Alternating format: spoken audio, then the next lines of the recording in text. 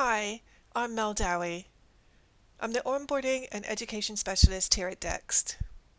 Welcome to Module 1 of the Academy for Extraordinary Accountants and Bookkeepers. Let's get started.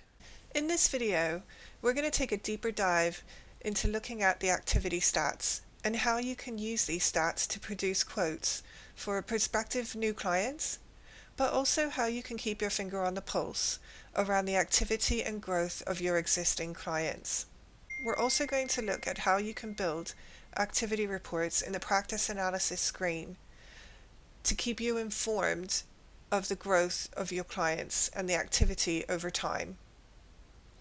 With this information, you'll be able to have something transparent that you can take to your clients to show them the growth of their business and to justify your fee increases.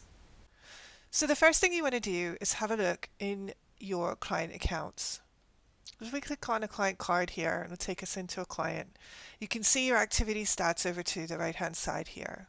But if you want to delve deeper into those activity stats, if you go over to the left hand side to Insights, scroll down and click on Activity Stats.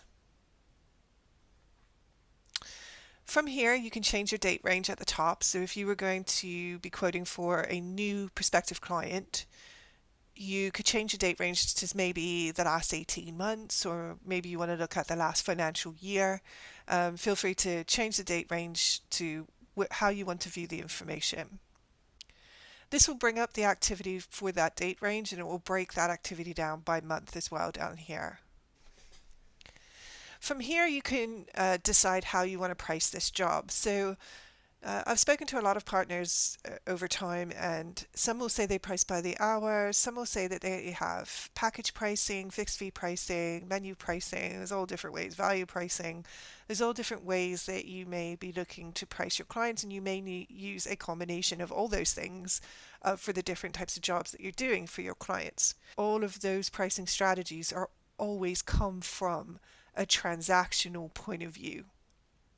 So for example, if you were looking at pricing a job by the hour, you would be looking over at that job, you would be doing this level of review to see how much work is actually going through that job, through that account. So maybe you just look at bank transactions. I'm not sure. It depends on how you decide how long something is going to take you so that you can convert that to an hourly rate, to hours spent, hourly rate, price of the job.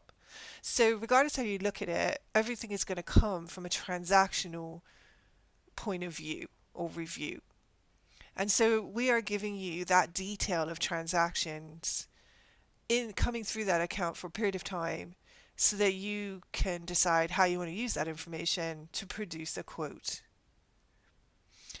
We also have integration with GoProposal. So if you are a GoProposal customer, you'll be able to link this information into GoProposal and produce your quotes from your GoProposal account.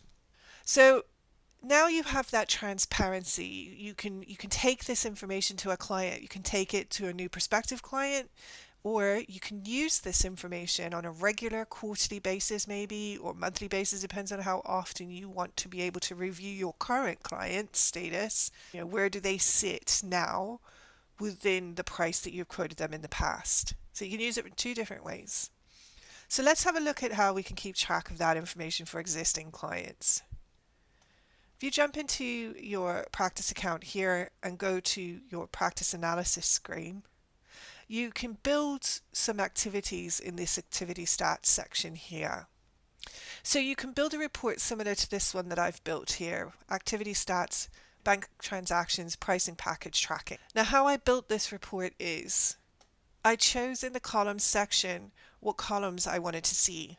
I chose client name, when the system was last synced to the data, the general health of that client now at the point of running this report, the annual bank transactions, and I wanted to see how many over the year, and year on year what is the growth for those transactions.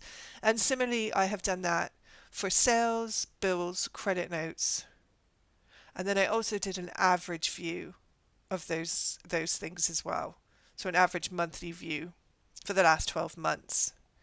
So what this does is this will give you information that with a press of a button, so quick, for you to find out how your clients are doing on a, say, a quarterly basis if you want to do a pricing review.